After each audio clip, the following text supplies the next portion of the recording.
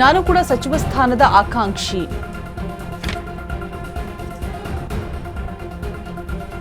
ದೆಹಲಿಗೆ ಹೊರಡೋ ಮುನ್ನ ಬೇಳೂರು ಗೋಪಾಲಕೃಷ್ಣ ಬಾಂಬ್ ಸಿಡಿಸಿದ್ದಾರೆ. ಏನೇ ಚರ್ಚೆ ಆಗುತ್ತೆ ಅನ್ನೋದು ತಿಳ್ಕೊಳ್ಳೋದಕ್ಕೆ ಹೋಗ್ತಿದ್ದೀನಿ.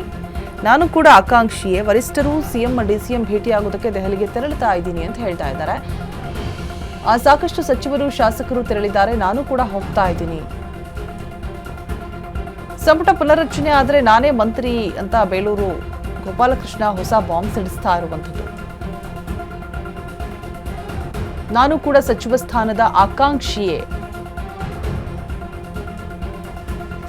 ದೆಹಲಿಗೆ ಹೊರಡೋ ಮುನ್ನ ಬೇಳೂರು ಗೋಪಾಲಕೃಷ್ಣ ಹೊಸ ಬಾಂಬ್ ಸಿಡಿಸ್ತಾ ಇದ್ದಾರೆ. ಏನ್ ಚರ್ಚೆ ಆಗತ್ತೆ ಅನ್ನೋದು ತಿಳಿದುಕೊಳ್ಳೋದಕ್ಕೆ ಹೋಗ್ತಾ ಇದ್ದೀನಿ. ವರಿಷ್ಠರು ಸಿಎಂ ಡಿಸಿಎಂ ಭೇಟಿಯಾಗೋದಕ್ಕೆ ದೆಹಲಿಗೆ ತೆರಳುತ್ತಾ ಇದ್ದೀನಿ ಅಂತ ಹೇಳ್ತಾ ಇದ್ದಾರೆ. ಸಾಕಷ್ಟು ಸಚಿವರು ಶಾಸಕರು ತೆರಳಿದ್ದಾರೆ. ನಾನು ಕೂಡ ಹೋಗ್ತಾ ಇದ್ದೀನಿ.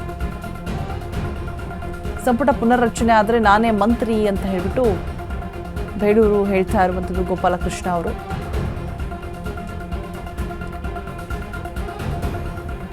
ದೆಹಲಿಗೆ ಹೋಗುವಂತಹ ಸಂದರ್ಭದಲ್ಲಿ ಹೇಳಿರುವಂತಹ ಮಾತುಗಳು, ಹೊಸ ಬಾಂಬ್ ಸಿಡಿಸ್ತಾ ಇದ್ದಾರೆ, ನಾನು ಕೂಡ ಆಕಾಂಕ್ಷಿ ಅಂತ ಹೇಳಿ ಏನ್ ಚರ್ಚೆ ಆಗತ್ತೆ ಅನ್ನೋದನ್ನ ನಾನು ತಿಳಿದುಕೊಳ್ಳೋದಕ್ಕೆ ಹೋಗ್ತಿದ್ದೀನಿ ಅಂತ ಹೇಳ್ತಿದ್ದಾರೆ.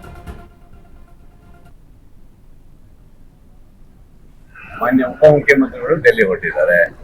ಹಾಗೆ ನಾವು ಹೋಗ್ಬೇಕಂತ ಇತ್ತಲ್ಲ, ಅದರಿಂದ ನಾವು ಸಹ ಹೋಗೋಣ, ಏನ್ ನಡೀತದೆ ಚರ್ಚೆ ಮಾಡ್ತಾರೆ, ಏನ್ ನಡೀತದೆ ಅದಕ್ಕೋಸ್ಕರ ನಾವು ಸಹ ಡೆಲ್ಲಿಗೆ ಬಹಳ ಜನ ಹೊರಟಿದ್ದಾರೆ. ಡೆಲ್ಲಿ MLCಗಳು ಬಹಳ 10 ಜನ MLCಗಳಿದ್ದಾರೆ, ಒಂದಿಷ್ಟು MLAಗಳು ಹೋಗಿದ್ದಾರೆ, ಒಂದಿಷ್ಟು ಜನ ಮಿನಿಸ್ಟರ್ಗಳು ಹೋಗಿದ್ದಾರೆ. ಹಾಗೆ ನಾವು ನಾಳೆ ಒಂದ್ 2 ಜನ ಬರೋರಿದ್ದಾರೆ.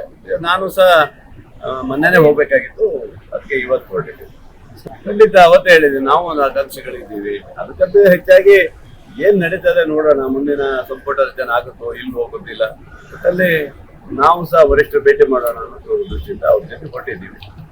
DCM ಅವರು ಅಥವಾ ನಮ್ಮ ಮುಖ್ಯಮಂತ್ರಿಗಳು ಏನಿದ್ದಾರೆ ಅವ್ರು ಭೇಟಿ ಮಾಡಿ ಬರ್ತೀವಿ. ನಾವು ಸಹ ಡೆಲ್ಲಿ ಹೊರಟಿದ್ದಾರೆ. ಮಾನ್ಯ ಉಪಮುಖ್ಯಮಂತ್ರಿಗಳು ಡೆಲ್ಲಿ ಹೊರಟಿದ್ದಾರೆ.